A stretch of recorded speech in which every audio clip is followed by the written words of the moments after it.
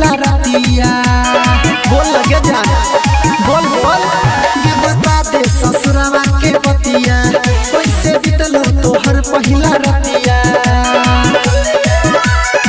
दादू कोटल कोई हमर फूलल छै ठोर दादू कोटल कोई हमर फूलल छै ठोर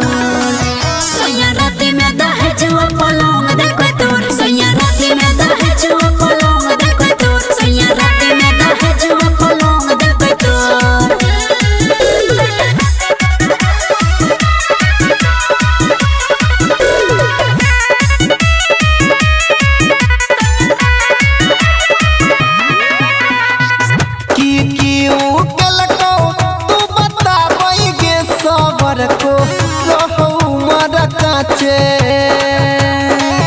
घुमटा उठल कोई दल कोई नथिया उतारे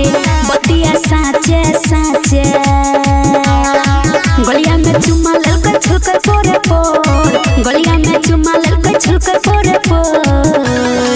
सैया राती में दहेजुआ पलंग देखो तोर सैया राती में दहेजुआ पलंग देखो तोर सैया राती में दहेजुआ पलंग देखो तोर बुझले रे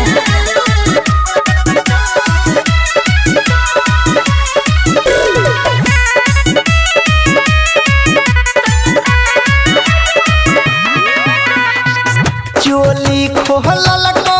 वाके छोड़ी देलको खोली के बता दे कोनी पाजा में धलकोई मजा ललकोई नी हमरा के राजा कानी कानी धोके कोलैया रत देलकोई मरोर धोके कोलैया अनिल देलकोई मरोर